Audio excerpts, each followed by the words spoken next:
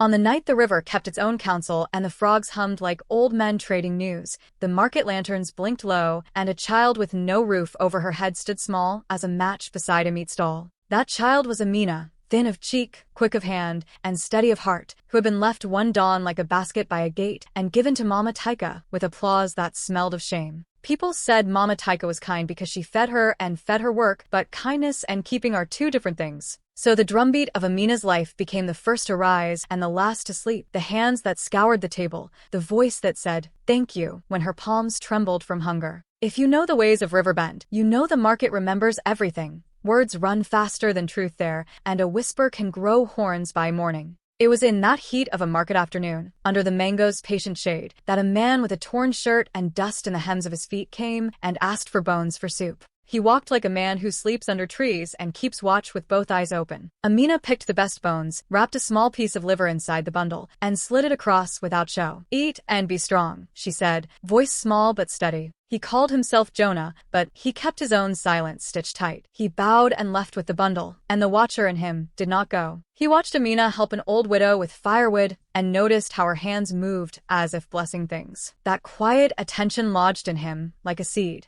Days after, trouble came like smoke. A lantern fell, a stack of dry cartons caught, and in the scramble some shouted louder than truth. Mama Taika's meat spoiled in the panic. Money slid out of their pocket like a fish through wet nets. Baba Peter blamed Amina, said she had brought bad luck, said she had no place under their roof but the mat on the floor. Amina scrubbed her face until the skin burned and returned to work because the market has no ears for explanations, only appetite for stories. By morning, gossip dressed itself in armor. She started the fire. She pushed the lantern. And Riverbend, which eats stories for supper, swallowed the whole thing. When Mr. Lawson, who lends and remembers who has not paid, came tapping his pen at Mama Taika's stall, the balance sheet had teeth. He offered a cruel solution with a smile that didn't warm. There is a hunter in the bush who will marry for less than a proper bride price. He cannot pay in gold, but he will pay enough to wipe the debt. "Which daughter?" he asked, and his eyes landed not on Ruth or Daniel, but on Amina. The words hit like a stone dropped in still water. Mama Taika, who had picked Amina from the gate, made the calculation that left no room for her heart. "Go pack," she said. "Do not be stubborn." Amina packed the little she had, one wrapper, a blouse, a small Bible, a comb, and walked away with the drumbeats of a deal announcing her passage. She met Jonah as the sun leaned off the trees. He brought kola nut and dry gin and bowed, as if the world still had ceremony. The elders cracked the nut and asked, "Do you accept this girl?" Amina opened her mouth and said no, once, clean and brave, before someone's notion of honor closed it for her. The elders rolled their eyes like old drums. The deal had teeth. The cloth of money was wrapped and handed over, and that was that. Amina moved into the unknown with Jonah beside her, a woman taken not by love but by need. She felt the eyes of the market as heavy as stones. Neighbors whispered and peddlers laughed. "Hunter's wife," they said like a curse. "She will eat bush yam and sleep and read," they sang. Shame wrapped around her like smoke. But Jonah was not what he seemed. In the hush of the hut, he offered her a bowl with gentleness and a jacket laid over her shoulders without touching her skin. He would not call himself what he was, his true name asleep under a coat of other names, but the kindness in his hands was true. He said, "I will try to feed you," and the words were honest though thin. At night he sat at the door and listened. He sent a watchful man, Camo, to keep shadow-length distance because the world that looks for Jonah is a world with long memory and sharp knives. Jonah, who once wore a surname heavy with power, Jabari, kept the truth hidden like a seed under dirt. He had enemies from the city, men who smelled the trail of his father's blood. To live he had to be small, and to protect what he had built he needed silence. Riverbend did what small places do. It turned a story, like a hand into a rumor. A man shoved Amina's tray of meat to the ground in the market, and the crowd laughed like a bell. Mama Taika smirked and pointed while Ruth and Daniel snickered. Even the women who had once blessed her step away. "She curses those who touch her things," someone whispered. Which, someone else offered like an appetizer.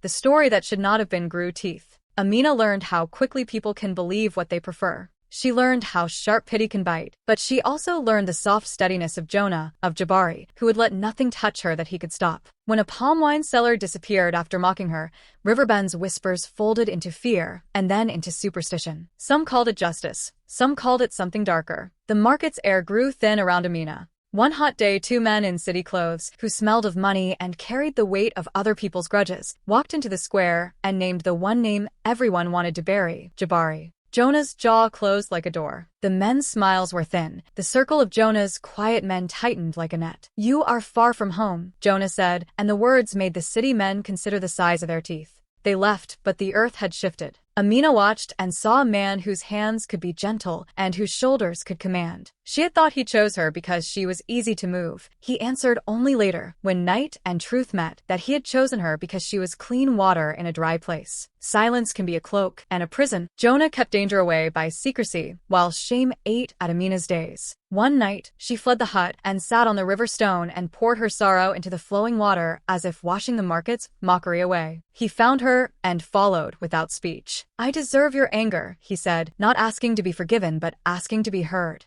Then the world tilted and her knees buckled. Exhaustion and stress had taken the body's toll, and in hospital light, there was a new truth. Amina was with child. The news landed like a drumbeat. She had life inside her. Jonah's breath left him and returned like prayer. For the first time since his father's grave, he wept. Small, hidden tears for sins and for fear, and for the one who had chosen him despite the danger. In the bed with thin covers and a coppery smell of disinfectant, Jonah, Jabari, spoke and unspooled the truth. His father had been killed. Enemies hung on the edge of his name. He had hidden among trees to spin plans and pay debts in the dark. He had taken Amina not because she was a shadow to hide behind, but because she refused to worship money and she offered, without trouble, a morsel of liver to a stranger. He had thought a quiet wife would save her and save him both. He did not reckon that kindness could grow a root into his heart. Amina trembled between rage and relief. She had been used as cover, and she had been loved in the same breath. "You should have trusted me," she said, and the sentence was both wound and opening. He promised then to change silence for truth. He promised to stop letting fear make choices for them.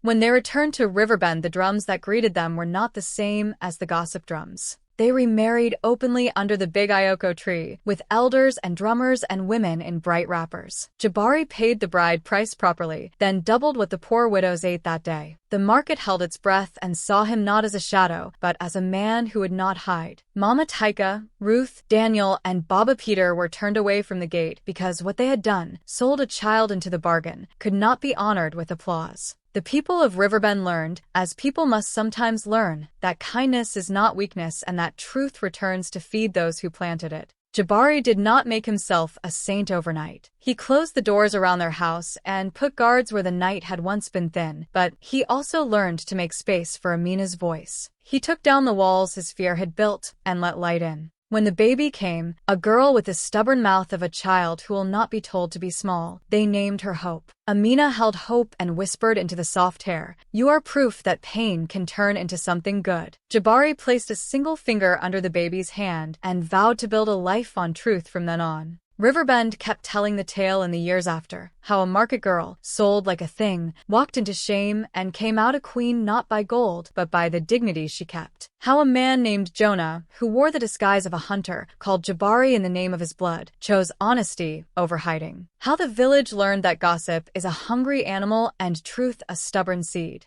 And when the wind passes the stream at night, some say you can still hear a drum whispering that lesson. See the people you pass in the market. Their hands may hold more than you imagine. Kindness is not weakness. It is the only armor that never rusts.